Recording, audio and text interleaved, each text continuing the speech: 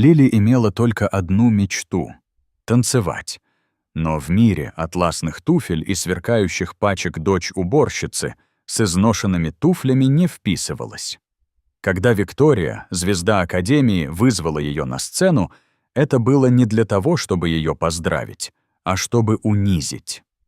Смех заполнил аудиторию, насмешливый голос крикнул: «Давайте, покажите, что вы можете!» Но как только Лили начала двигаться, как только она танцевала, все изменилось. Смех прекратился, шепот стих, и в течение нескольких секунд комната стала тихой, став свидетелем того, чего никто никогда не ожидал. Мир Лили вращался вокруг танца. Это было больше, чем мечта.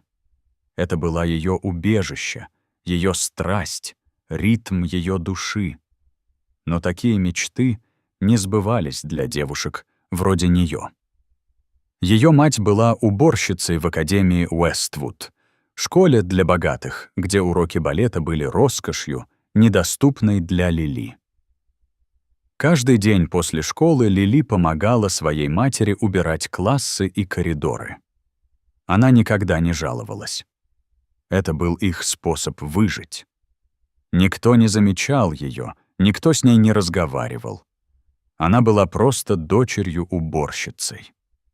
Через большое окно танцевального зала Лили смотрела, как богатые девушки практикуют в блестящих пачках и атласных туфлях. Она снимала свои изношенные кроссовки и тайно повторяла их движения. Швабра становилась ее баром, а пустой коридор — ее сценой. Она кружилась, прыгала и растягивалась, надеясь, что однажды она не будет просто смотреть, а будет танцевать. Лили никогда не пропускала ни одного занятия.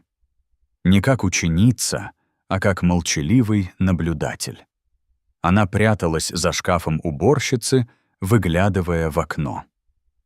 Ученики балета имели все: частные уроки, дорогие костюмы и лучших преподавателей, но у них не было того, что было у Лили — голода.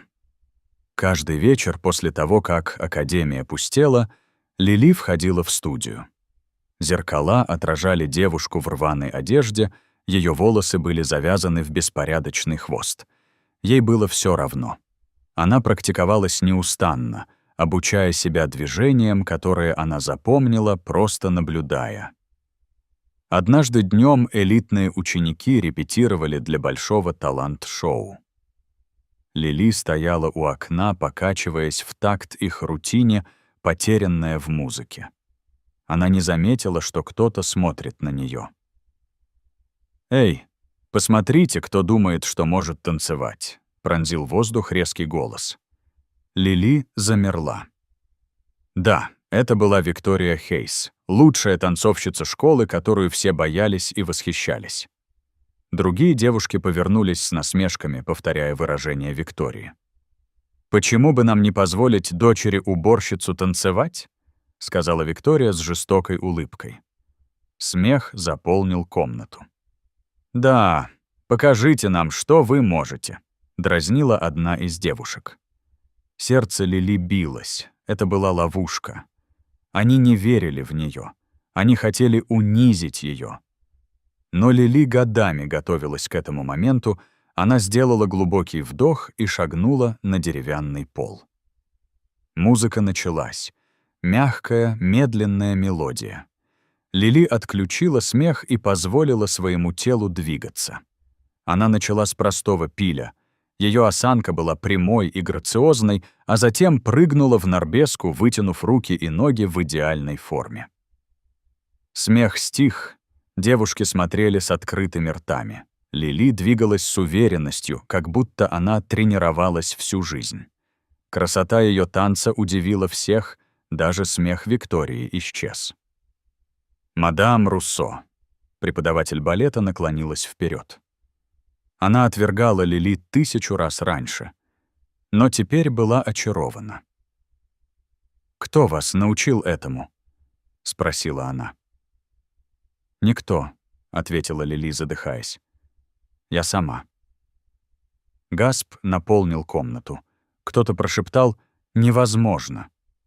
Виктория, смущенная, скрестила руки. Любой может повторить движение. Настоящий балет требует дисциплины и тренировок. Мадам Руссо подняла руку, чтобы замолчать ее. «Покажите мне ваш гранджетте», — сказала она. Лили колебалась. Гранджетте — это мощный прыжок, который, казалось, преодолевал гравитацию.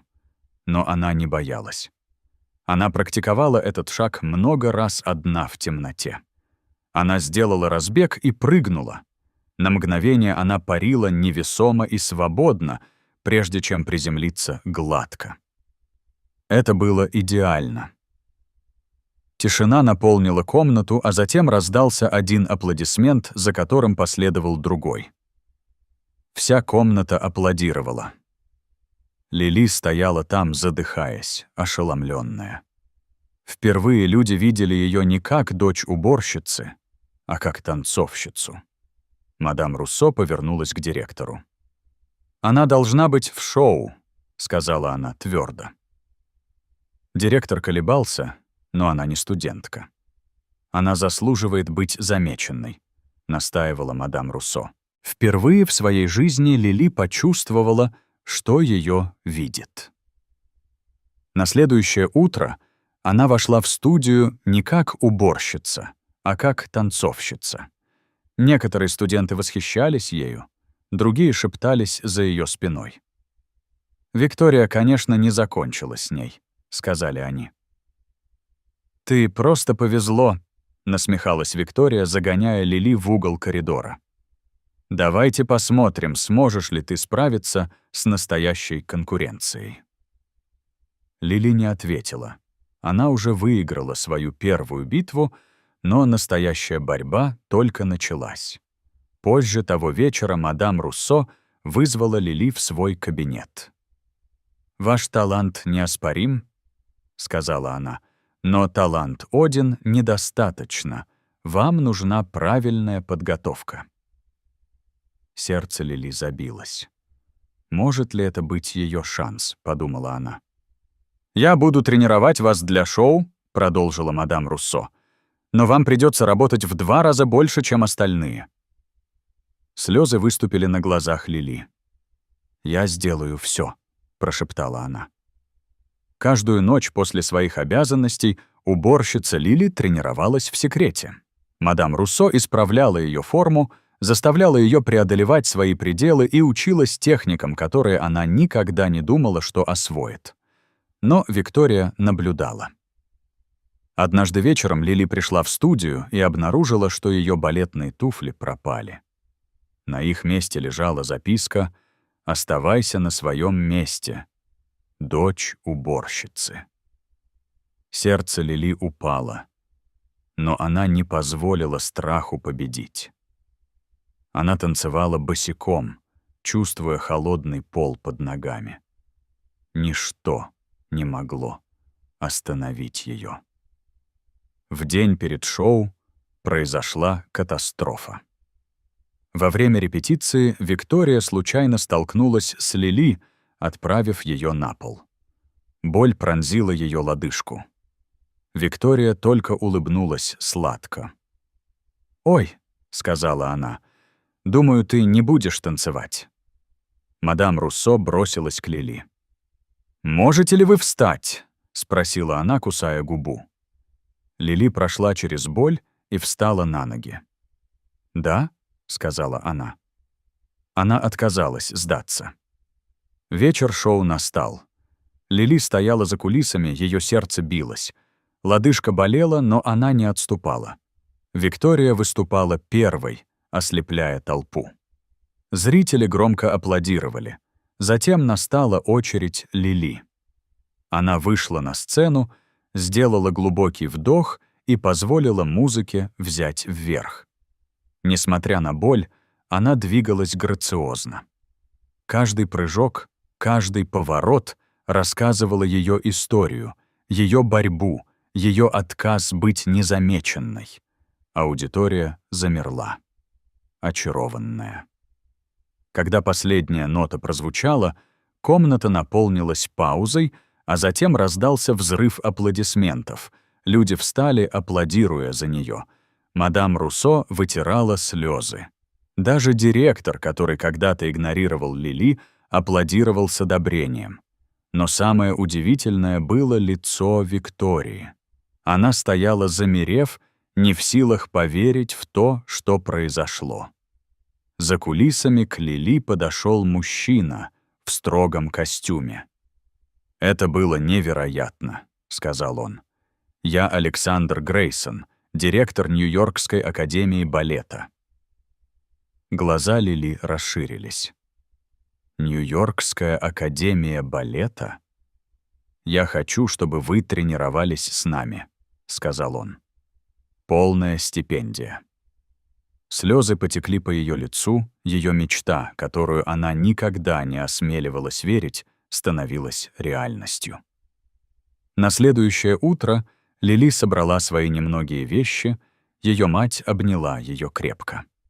«Я всегда знала, что вы предназначены для большего», — сказала она. «Все, что я есть, я обязана вам», — прошептала Лили. «Я обещаю, что не потрачу этот шанс». Она оставила Академию Уэствуд позади, шагая в новое будущее в Нью-Йоркской академии балета. Лили тренировалась усерднее, чем когда-либо.